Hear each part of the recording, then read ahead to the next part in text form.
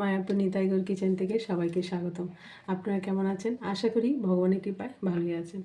আবার চলে এসেছি নতুন একটা ভিডিও নিয়ে। আজকে আপনাদের সাথে শেয়ার করব একটা আনকমন রান্না। আমরা অনেক সময় লাউয়ের খোসা আমরা সবাই রান্না করে খাই, কিন্তু কুমড়োর খোসাটা দেখুন, কচি কচি কুমড়োর খোসাটা এই যে একদম কচি খোসাটা, আমি কুমড়োটা ব্যবহার করেছি আর খোসাটা আমি ফেলিনি।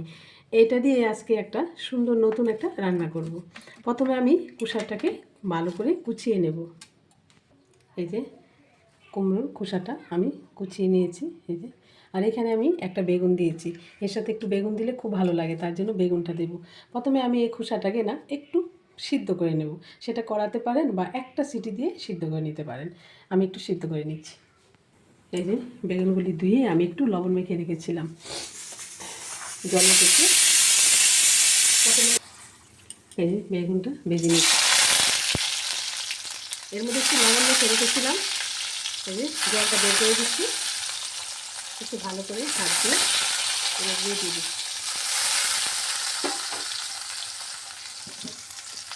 দিয়ে দিচ্ছি একটু হলুদ গুঁড়ো, যেহেতু লবণ দেওয়া মাখা আছে তার জন্য লবণ দিচ্ছিলাম। এখন লাল লাল করে বেগুনটা খুব সুন্দর করে ভেজে নেব। এই যে দেখুন, বেগুনটা লাল লাল করে ভেজে নিয়েছি। বেগুনটা এখন আমি নামিয়ে দিচ্ছি। এই যে দেখুন, কুমড়ার খোসাগুলি সিদ্ধ করে নিয়েছি। এই যে কত সুন্দর সিদ্ধ হয়েছে। এখন আমি ফোড়ন দিয়ে দেবো। ফোড়নের জন্য এখানে কড়াতে তেল দিয়ে দিচ্ছি, একটা শুকনো লঙ্কা। লঙ্কাটা একটু ভেজে নিচ্ছি। আর দিয়ে দিচ্ছি এখানে কালো জিরে, দিয়ে দিচ্ছি দুটো কাঁচা লঙ্কা, যাতে পছন্দ মতো করে নেবেন। আর এখানে দিয়ে দিচ্ছি খুব সুন্দর একটু ফ্লেভারের জন্য একটু হিং গুঁড়ো। ভালো করে লঙ্কা কালো জিরে ভেজে নিয়েছি। দিয়ে দিচ্ছি এই যে সিদ্ধ করে রাখা খোসাটা।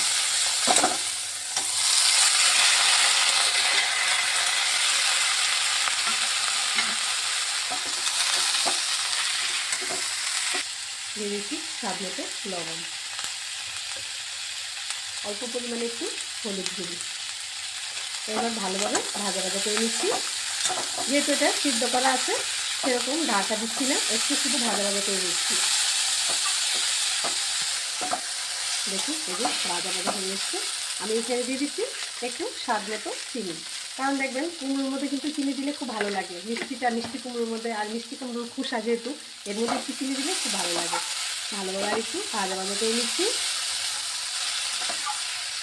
দিয়ে দিচ্ছি ভেজে রাখা বেগুনটা দিয়ে আর একটু ভাজা ভাজা করে নিচ্ছি, যাতে করে সব নুন মিষ্টি সব কিছু মশলাটা খুব সুন্দর করে ভাজা ভাজা হয়।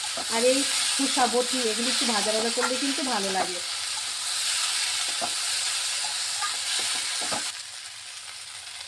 দিয়ে দিচ্ছি এখানে একটু ধনেপাতা কুচি। এই শীতের সিজনে একটু ধনেপাতা দেখবেন সব কিছুর মধ্যে দিলেই খুব ভালো লাগে, এই জন্য ধনেপাতাটা দিয়ে দিলাম। ধনেপাতা দিয়ে একটু ভাজা ভাজা করে নিলেই হয়ে যাবে। আমাদের ফেলে দেওয়া এই জিনিসটা দিয়ে কত সুন্দর একটা গরম রাইসের সাথে, সবাই ছোটো থেকে বড় সবাই খুব পছন্দ এই জিনিসটা। এই যে ভাজা ভাজা হয়ে গেছে, এখন এটা আমি নামিয়ে দিচ্ছি।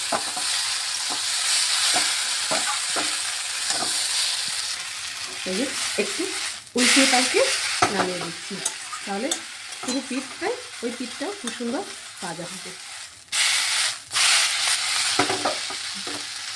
দেখুন রেডি হয়ে গেল কুমড়ার খোসা দিয়ে বটি বেগুন দিয়ে।